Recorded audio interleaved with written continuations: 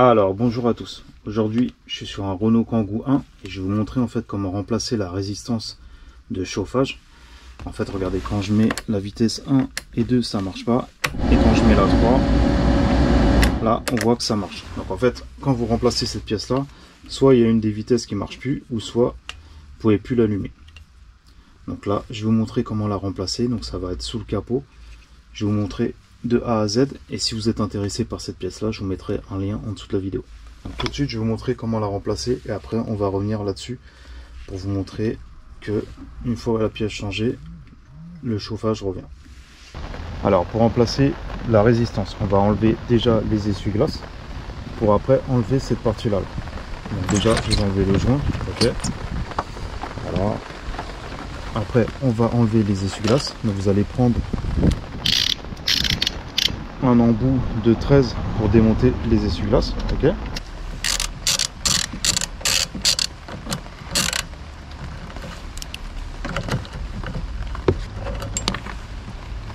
Voilà, vous enlevez cette partie là en plastique, vous la remettrez par la suite. Glace.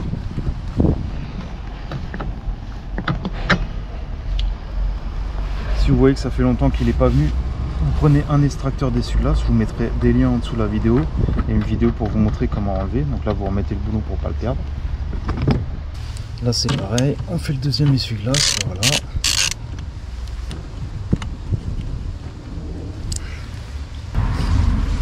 Alors on enlève le deuxième essuie-glace. Une fois que vous avez enlevé les deux essuie-glaces, vous enlevez cette partie là en plastique. Ça on l'enlève, ok. Là vous enlevez l'autre partie qui est sur la gauche, la droite. Après donc vous enlevez la partie en plastique, ok. Juste comme ça, on va juste la décaler. Ça sert à rien de l'enlever complètement parce qu'elle est reliée au lave-glace, ok. Donc vous la mettez juste comme ça pour pas qu'elle gêne. Voilà. Donc la résistance. En fait la résistance elle se trouve ici. Voilà, on la voit. Alors pour la démonter c'est simple, vous prenez un tournevis. En fait elle est juste clipsée. Donc là vous essayez de déboîter les pattes qui sont ici. Voilà. Comme ceci. Et là de ce côté là. Voilà. Donc là elle est là. Et on va aller en fait, voilà, vous la débranchez comme ceci. Donc là cette partie là elle a été débranchée.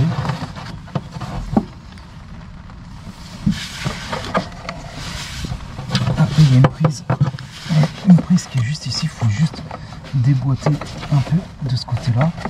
Donc les câbles vous les passez comme ceci, voilà.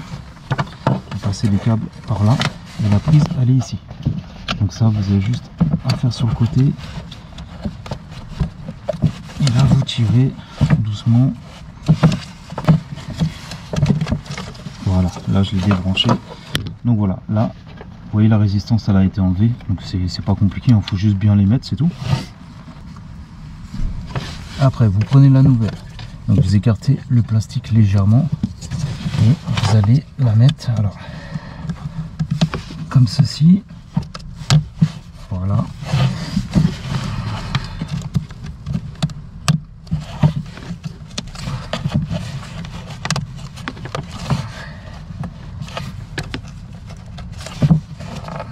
Voilà, vous la mettez bien et après vous remettez le plastique par-dessus. Voilà, une fois que vous avez branché la prise ici, vous regardez, donc là les deux picots ils sont côté gauche et là il y a un picot côté droit.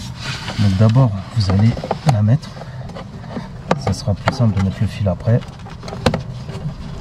Voilà, donc là elle est bien clipsée, il n'y a pas de problème.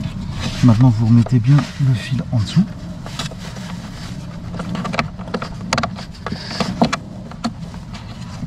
Voilà, vous remettez bien le fil en dessous pour qu'il ne gêne pas. Après on va remettre la prise, la grosse prise, on va la brancher.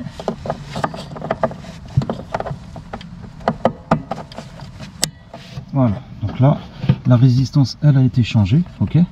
Maintenant on va aller mettre la ventilation pour voir. Alors là c'est l'ancienne, donc là la vieille elle est ici. Maintenant on va tester la nouvelle. Ah nickel. Donc là la vitesse 1 revient, vitesse 2 et vitesse 3. Voilà, c'est vraiment parfait. Ça faisait, franchement, ça faisait des mois que je n'avais pas changé.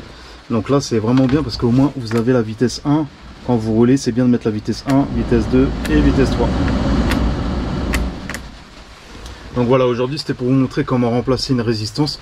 Donc après, par la suite, vous remettez la garniture, vous remettez les essuie-glaces arrière. Ça, c'est juste à faire le chemin inverse. Mais voilà, aujourd'hui, je voulais vous montrer comment changer une résistance. Donc là, c'est sur un Kangoo 1. Je vous mettrai tous les liens si vous avez besoin de la pièce. Si vous avez des questions, n'hésitez pas. Et je vous dis à la prochaine pour une autre vidéo. Ciao!